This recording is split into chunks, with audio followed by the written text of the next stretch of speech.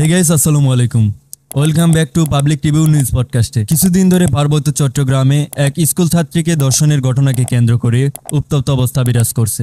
সাধারণ পাহাড়ি নারী ও কোমলমতি শিক্ষার্থীদের সামনে দিয়ে সাম্প্রদায়িক দাঙ্গা লাগানোর চেষ্টা করা হচ্ছে এবং তারা চট্টগ্রাম থেকে সেনা ক্যাম্প সরিয়ে নেওয়ার জন্য আন্দোলন শুরু করে দিয়েছে। ভারতীয় সন্ত্রাসী সংগঠন ইউপিডিএফ এসব কর্মসূচিতে বহিরাগত সন্ত্রাসীদের দিয়ে দেশীয় অস্ত্র এবং স্বয়ংক্রিয় অস্ত্র ব্যবহার করে ফায়ারিং করা হচ্ছে। পার্বত্য চট্টগ্রামকে অস্থিতিশীল করে তুলতে সক্রিয় হয়ে উঠেছে ভারতীয় মদতপুষ্ট সন্ত্রাসী সংগঠন ইউনাইটেড পিপল ডেমোক্রেটিক ফ্রন্ট বা ইউপিডিএফ। ধর্ষণের নাটক সাজিয়ে সাম্প্রদায়িক দাঙ্গা লাগানো, অস্ত্র ও প্রশিক্ষণ দিয়ে পাহাড়ে হামলা চালানো এবং চাঁদাবাজি ও অপহরণের মতো কার্যক্রমে জড়িয়ে পড়েছে সংগঠনটির সদস্যরা। নিরাপত্তা বাহিনীর মতে শেখ হাসিনা পালিয়ে যাওয়ার পর ভারত আবার পাহাড়ে অস্থিতিশীলতা সৃষ্টির মাধ্যমে বাংলাদেশের সার্বভৌমত্বকে হুমকির মুখে ফেলতে চাইছে। ভারত চট্টগ্রামকে বাংলাদেশ থেকে আলাদা করার ষড়যন্ত্রে লিপ্ত হয়ে পড়েছে। আমাদের এখনই উচিত চট্টগ্রামকে ভারতের সকল ষড়যন্ত্র থেকে রক্ষা করা। সেনা সদর দপ্তর বলছে, শেখ হাসিনার শাসন আমলে সন্ত্রাসী গ্রুপগুলোর প্রতি নমনীয় থাকার অলিখিত নির্দেশ ছিল,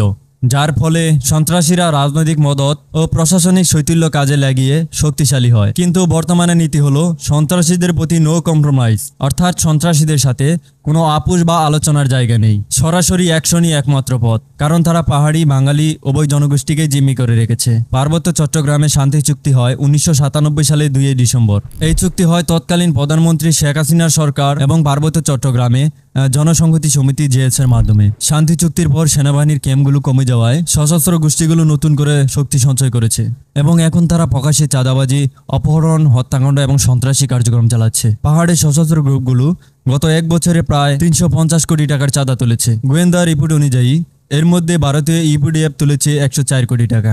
তারা সাধারণ মানুষ, ব্যবসায়ী, কৃষি, যানবাহন, ঠিকাদার, কাঠ, বাস ও অপহরণ করে এসব চাঁদা আদায় করছে। তারা শুধু চাঁদা নয়, অপহরণ এবং হত্যার সঙ্গে জড়িত। 2009 সাল থেকে এ পর্যন্ত তারা 332 জনকে অপহরণ করেছে। সর্বশেষ চট্টগ্রাম বিশ্ববিদ্যালয়ের 5 শিক্ষার্থীকে অপহরণ করার ঘটনা ঘটে। ভারতীয় সংগঠনটির হাতে 2009 সাল থেকে এ পর্যন্ত বাংলাদেশ সেনাবাহিনীর 16 সদস্য সহ 89 জনকে হত্যা করা হয়েছে।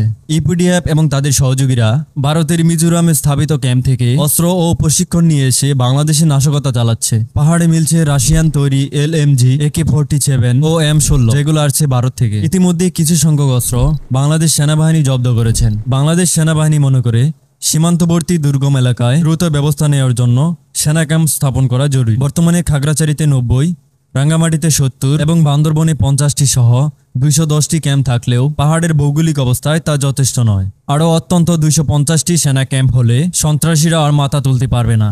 আপনারা কি মনে করেন, পাহাড়িদের দাবি অনুযায়ী চট্টগ্রাম থেকে সেনা ক্যাম্প তুলে নেওয়া উচিত, নাকি দেশের সার্বভৌমত্ব রক্ষায় আরও সেনা ক্যাম্প স্থাপন করা উচিত? কমেন্টের মাধ্যমে জানিয়ে দিন। এই গাইস, দেশ এবং দেশের বর্তমান রাজনৈতিক পরিস্থিতি নিয়ে আপনাদের যদি কোনো মতামত থেকে থাকে তাহলে আমাদের স্ক্রিনে দেওয়া হোয়াটসঅ্যাপ নাম্বারে আপনার মতামতগুলো লিখে পাঠিয়ে দিন। আপনার মতামতগুলো পর্যালোচনা করে ভিডিওর মাধ্যমে প্রকাশ করা হবে।